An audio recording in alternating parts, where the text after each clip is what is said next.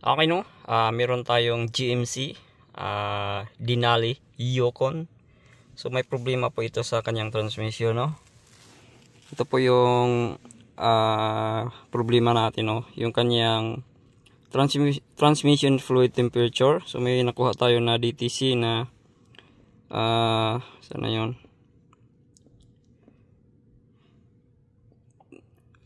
P0711. Tanggalin natin yung kanyang transmission oil pan and tanggalin na din natin yung kanyang fluid temperature sensor. Check natin yung kanyang resistance kung okay pa ba. At yung, tara, punta natin. Okay no? So 2016 model pala to na Denali, no, Yukon. Okay? Tingnan natin.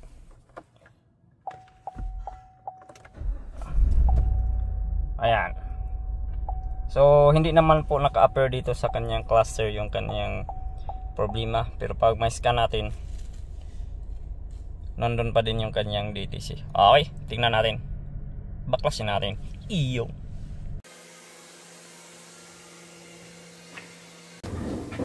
Lang. Kunting aribaba. Kunting aribaba, guys.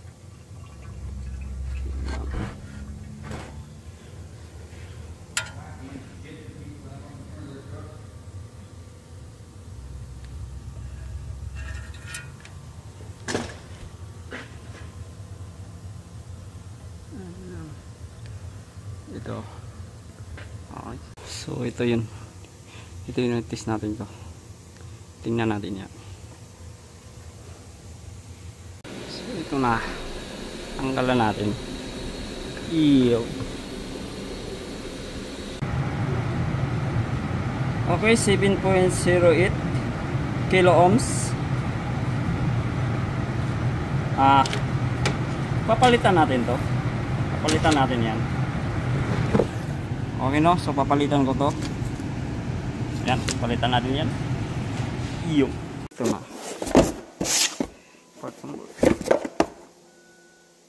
Iyo.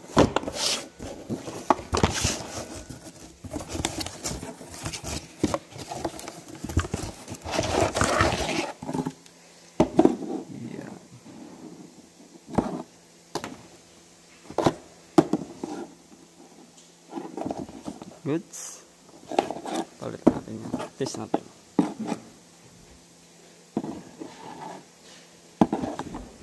Yung bago, no, i-test natin yung kanyang resistance bago natin ikabit.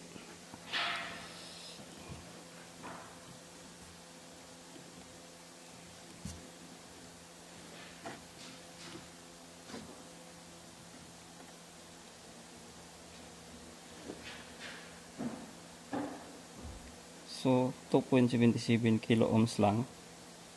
So ibig sabihin yung sensor na ito ay ano na,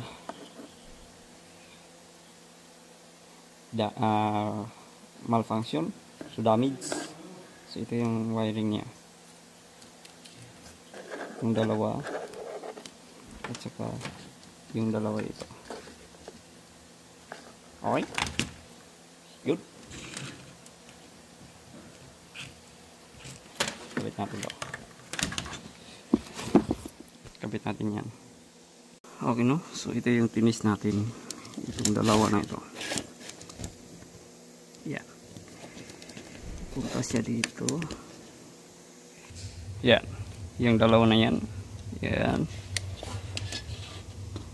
Okay, so confirm na may problema tayo dito, no. Iyo. Kabit natin ito.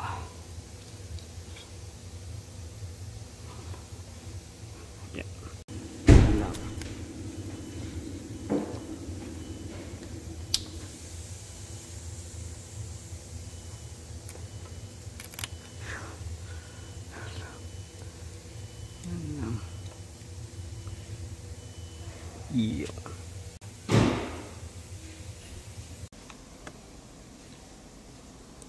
Yan guys, no, i-clear na natin. Tapos na natin kinabit yung kanyang sensor.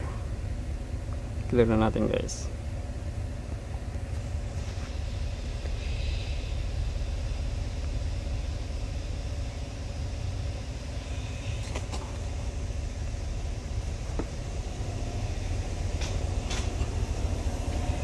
goods. All goods na guys. So transmitter na lang. Tara. Okay. So goods na yan. Retest natin ulit.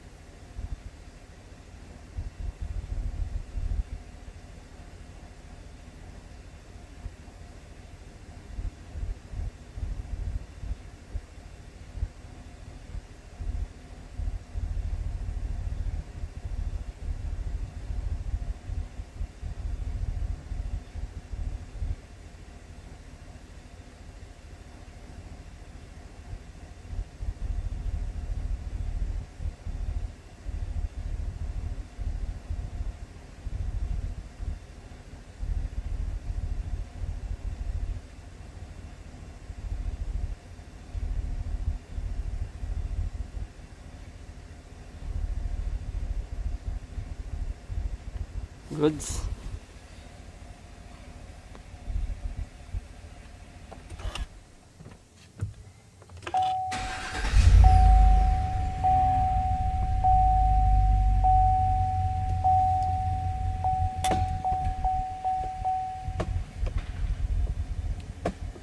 Goods. Rescan.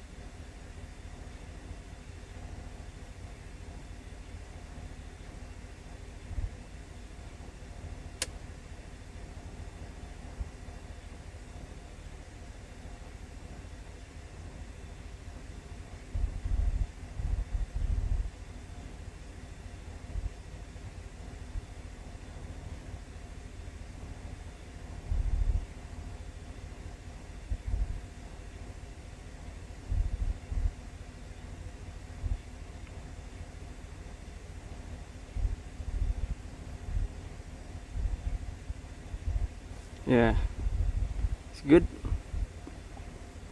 Transmitter. All goods na guys. Iyo.